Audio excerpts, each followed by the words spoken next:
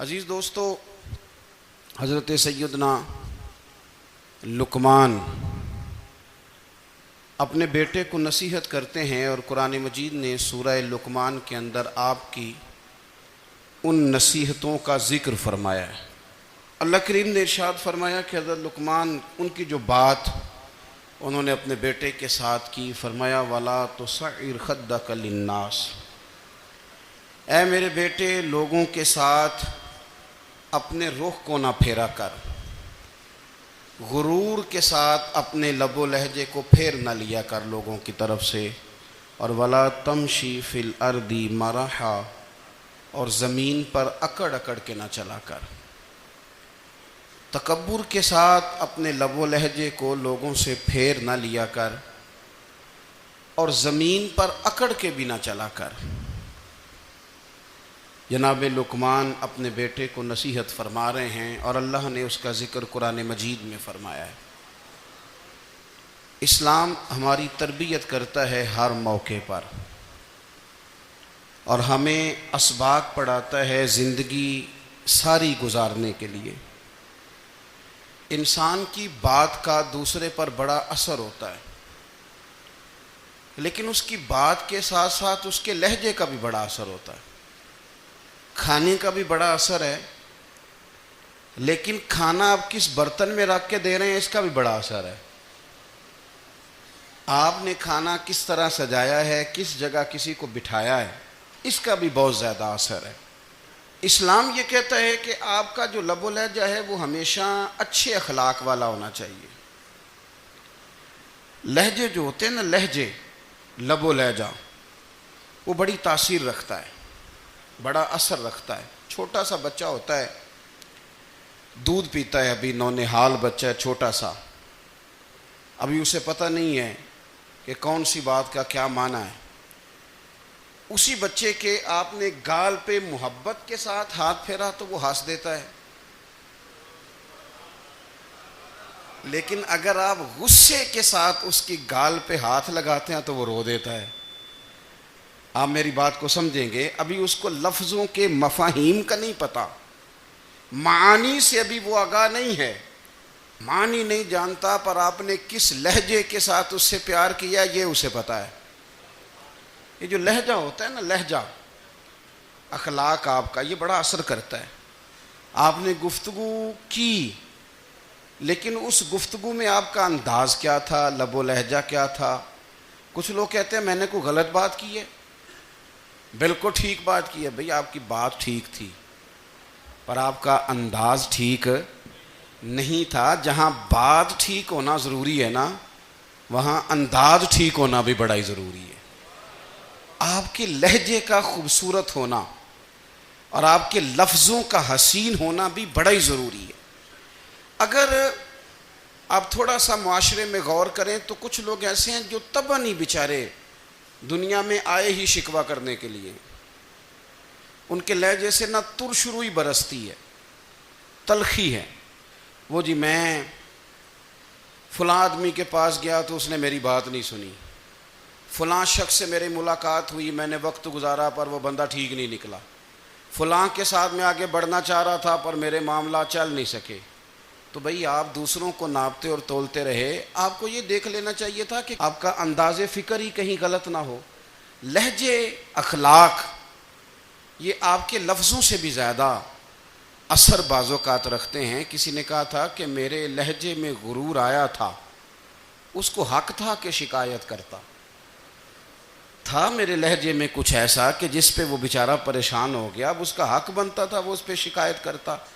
تو میرے عزیز، آپ بات کو یاد رکھیں گے کہ جو اخلاق ہے، آپ کا جو اخلاق ہے، جو آپ کا کردار ہے، وہ اپنی ایک خوبصورتی رکھتا ہے۔ اس لیے میرے نبی پاک صلی اللہ تعالی علیہ وآلہ وسلم نے فرمایا تم میں کامل مومن وہ ہے جس کا اخلاق زیادہ اچھا ہے۔ جو کہانیاں زیادہ سناتا ہے وہ نہیں، جو اپنی خدمات زیادہ بتاتا ہے وہ نہیں، جو باقی سب کی نفی کر کے کہتا ہے کہ دنیا میں کوئی بندہ ٹھیک نہیں، صرف میں ٹھیک ہوں، وہ والا بندہ نہیں، بلکہ فرمایا جس بندے کا اخلاق زیادہ اچھا ہے۔ اخلاق دیکھیں، یہ جو آپ کا لہجہ ہوتا ہے نا، یہ بہت زیادہ اثرات مرتب کرتا ہے آپ کے گھر پہ بھی باہر بھی. آپ اگر اپنی گفتگو میں باڈی لینگویج کو تھوڑا سا اچھا رکھیں. کچھ لوگ ایسے ہوتے ہیں جو بات بڑی صحیح کرتے ہیں پر کچھ زیادہ ہی باتیں کرتے ہیں, تو وہ زیادہ باتیں کرنے کی وجہ سے ان کی جو صحیح باتیں ہوتی ہیں ان کا بھی وزن خراب ہو جاتا ہے, کیونکہ وہ زیادہ باتیں کرتے ہیں, ہر وقت بولتے ہیں, ہر وقت بات کرتے ہیں. تو جب وہ ٹھیک بات بھی کر رہے ہوں تب بھی ان کی بات کا لوگ اثر قبول نہیں کرتے. لیکن اگر ان کا لہجہ باوقار ہو, بات وہ تھوڑی کریں پر جتنی کریں ذرا سونی کر کے کریں, گفتگو میں خود بخود اثر پیدا ہو جائے گا, بات اچھی لگے گی. اخلاقی رویے اگر لوگوں کے زیادہ اچھے ہو جائیں, ایک تو مسکرانے کا بل کوئی نہیں آتا, اس کے پیسے کوئی نہیں لگتے, اور یہ بھی شکر ہے ابھی تک اس پر ٹیکس بھی کوئی نہیں, یہ بھی مقام تشکر ہے. تو اگر آپ بات کریں اور اس میں تھوڑی سی مٹھاس پیدا کر لیں, آپ تھوڑی سی بات میں نا مٹھاس. میرے ایک کلاس فیلو ہیں, تو وہ تقریر کر رہے تھے اور میں سن رہا تھا, تو مجھے بعد میں کہنے لگے آپ تبصرہ کریں میں نے کیسی تقریر کی ہے. یہ ہوتا ہے نا جی, بعض اوقات دوست بیٹھتے ہیں بے تکلف تو کئی دفعہ کچھ باتیں ایسی ایک دوسرے کے ساتھ کرتے ہیں. تو مجھے کہنے لگے آپ بتائیں کہ میں بات کر رہا تھا تو کیسی تھی. تو میں نے کہا جب آپ بات کر رہے تھے تو میں ڈر رہا تھا, مجھے لگ رہا تھا کہیں آپ لڑ نہ پڑیں. بھئی آپ اطمینان سے بات کریں, آپ تسلی سے بات کریں, آپ خندہ پیشانی کے ساتھ بات کریں. میرے نبی پاک صلی اللہ تعالی علیہ وسلم نے فرمایا, مسلم شریف کی حدیث ہے, حضور فرماتے ہیں نیکی کو کبھی چھوٹا نہیں سمجھنا, نیکی کو حقیر نہیں سمجھنا. کچھ نہ ہو سکے تو اپنے بھائی سے مسکرا کے بات ہی کر لیا کرو. بات کرو تو تمہارے لہجے میں ترش روئی نہ ہو. بعض اوقات آپ تلخ بات کرتے ہیں, آپ کا لہجہ تلخ ہوتا ہے تو آپ کی صحیح بات بھی قبول نہیں کی جاتی.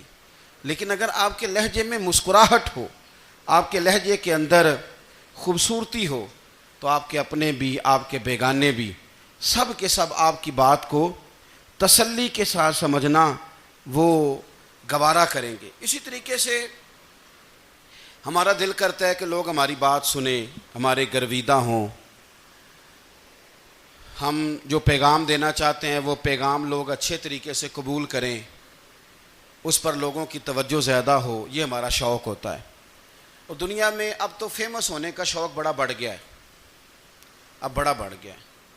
اب تو لوگوں کو نا شاید لوگ مقبولیت اسی کا نام لیتے ہیں کہ میرے اتنے لائکس ہیں, اتنے فالور ہیں, اتنے سارے لوگ ہیں تو شاید میں بڑا مقبول ہوں. یاد رکھنا قابلیت سے زیادہ قبولیت ضروری ہوتی ہے. فالور کیا کریں گے اگر رب بھی راضی نہ ہوا تو, لائکس کیا کریں گے.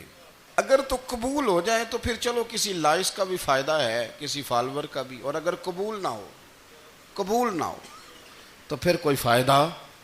جنوں پریتم اپنا آنکھ ہی نہ, وہ اجے سہاگن ہو ہی نہیں. تو جب وہ قبول کر لے پھر تو بڑی بات ہے, اور اگر قبولیت نہ ہو تو پھر بڑے بڑے مجمع بھی کوئی فائدہ نہیں دیتے. ہماری خواہش ہوتی ہے کہ لوگ ہمیں جانیں, لوگ ہمیں پہچانیں, ہمارا بڑا نام ہو, ہمارا بڑا ذکر ہو, ہمارے بڑے تذکرے ہوں. تو میرے نبی پاک صلی اللہ تعالی علیہ وسلم نے ارشاد فرمایا, حضرت ابو ہریرہ رضی اللہ تعالیٰ عنہ روایت کرتے ہیں, حضور فرمانے لگے تم مال کے ذریعے لوگوں کو اپنا گرویدہ نہیں بنا سکتے, پیسے دے کے لوگوں کو پیچھے نہیں لگا سکتے. کتنے کو دو گے؟ دیکھیں نا, پیسوں سے تو بندے کا لالچ شروع ہو جاتا ہے. ایک دفعہ دیں, پھر دوسری دفعہ دیں, پھر تیسری دفعہ دیں. روز دیں گے تو بندہ راضی ہوگا, اور اگر آپ نے 99 دفعہ دیا, ایک دفعہ نہیں دیا تو وہ ناراض ہو جاتا ہے. تو کتنا کو لالچ پورا کریں گے. تو حبیب پاک علیہ الصلوۃ والسلام فرمانے لگے تم پیسے دے کے لوگوں کو اپنا گرویدہ نہیں کر سکتے, ہاں خندہ پیشانی سے, حسن اخلاق سے ملو گے تو لوگ تمہارے گرویدہ ہو جائیں گے. تمہارا اخلاق, تمہاری خندہ پیشانی, تمہارا اچھا کردار, یہ لوگوں کو گرویدہ کر سکتا ہے. تو مال و دولت سے لوگ گرویدہ نہیں ہوتے. تو ہمارا وہ جو روزمرہ کا لوگوں کے ساتھ تعلق ہے, لب و لہجہ ہے, میں نے دیکھا ہے بہت سارے لوگ ایسے ہیں جن کے ساتھ لوگ آنا جانا ملنا بیٹھنا آہستہ آہستہ چھوڑ دیتے ہیں، اور وہ کس لیے چھوڑ دیتے ہیں؟ وہ ان کے رویے کی وجہ سے چھوڑ دیتے ہیں، ان کے انداز فکر کی وجہ سے چھوڑ دیتے ہیں، ان کے شکووں کی وجہ سے چھوڑ دیتے ہیں۔ مزاج ہوتا ہے نا ہمارا کہ ہمیں شوق ہوتا ہے تعلق زیادہ لوگوں کے ساتھ ہو، اور پھر یہ بھی شرط ہوتی ہے کہ میں جس کے پاس جاؤں وہ مجھے یہی کہے کہ تو میرے ساتھ ہی پیار کر۔ ایک صاحب مجھ سے کہنے لگے کہ یہ میں محفل کراتا ہوں، آپ بھی تشریف لائیں، اور میں 20 علماء کو بلا چکا ہوں، اور بڑے بڑے نامور نام انہوں نے میرے سامنے لیے۔ میں نے ان سے پوچھا کہ جو نام آپ نے لیے ہیں اور آپ کی تصویریں بھی ساتھ ہیں، میں الحمدللہ تسلیم کر گیا ہوں آپ کی بات کو، لیکن سوال میرا یہ تھا کہ کیا آپ نماز بھی پڑھتے ہیں؟ 21 علماء کو آپ نے بلایا یا 20 کو بلایا اور بڑے بڑوں کو بلایا، اور مجھے بھی آپ دعوت پیش کر رہے ہیں، تو نمازی بھی آپ ہیں؟ نمازی بھی ہیں؟ تو کہنے لگے آپ دعا کریں میں نماز پڑھنا شروع کر دوں۔ میں نے ان سے کہا خدا کے بندے، اب اگر تو کسی اور کو بتائے گا کہ 20 اتنے بڑے لوگوں سے میرا تعلق کر پڑتا میں نماز بھی نہیں، تو لوگ کیا سوچیں گے کہ 21 مولوی مل کے بھی ایک بندے کو نمازی نہیں بنا سکے۔ تو آپ اپنے لب و لہجے سے صرف باتوں سے گرویدہ کسی کو کر لیں گے؟ آپ یہ دیکھیں کہ اخلاق کس طرح کا ہے، لہجہ کس طرح کا ہے، آپ کے بات کرنے کا انداز کتنا حسین ہے، اس لفظ کے اندر حسن کتنا زیادہ ہے۔ نبی پاک صلی اللہ علیہ وسلم بھی تبلیغ فرماتے، ہم بھی تبلیغ کرتے ہیں۔ میں اور آپ جب تبلیغ کرتے ہیں تو اس تبلیغ کے اندر شکوہ ہوتا ہے اور تنقید ہوتی ہے، اور بعض جگہ میں نے یہ بھی دیکھا ہے کہ طنز ہوتا ہے، طنز۔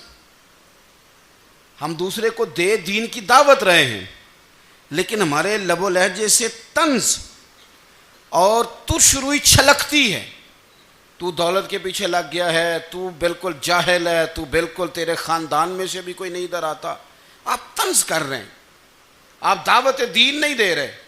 دعوت دین تو گلدستے میں رکھ کے پیش کی جاتی ہے، اس کی تو ایک خوبصورتی ہے، اس کا تو ایک حسن ہے، اس کی تو اپنی ایک جاذبیت ہے، اس کی اپنی ایک نورانیت ہے۔ صحابہ کرام علیہم رضوان فرماتے ہیں کہ حضرت سعد بن معاذ رضی اللہ تعالیٰ عنہ کا جنازہ تھا، اللہ کے پیارے محبوب صلی اللہ تعالیٰ علیہ وسلم نے جنازے کی امامت فرمائی، اور جنازے کی امامت کے بعد ابھی نہ قبر کے تیار ہونے میں کچھ ٹائم باقی تھا، تو حضور زمین پہ تشریف فرما ہوئے، لوگ قبر کی تیاری میں ہیں۔ بعض اوقات ہوتا ہے نا ابھی قبر نہیں تیار ہوئی، تو کہتے ہیں کہ لکڑی کے ساتھ حضور نے زمین کریدنی شروع کر دی، اور دیر تک حضور نے چہرہ نور کو زمین کی طرف جھکائے رکھا، گویا زمین شرف دیدار حاصل کرتی رہی۔ دیر تک چہرہ نور جھکا رہا زمین کی جانب، حضور نے رخ نور کو پھیر لیا۔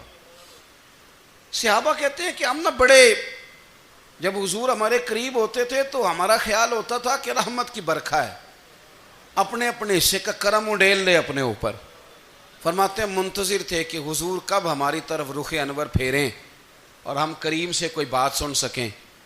ارشاد فرماتے ہیں کہ ہم بڑے شدید منتظر تھے، دیر کے بعد نبی پاک علیہ الصلوۃ والسلام نے چہرہ انور اٹھایا، دیر کے بعد چہرہ انور اٹھایا۔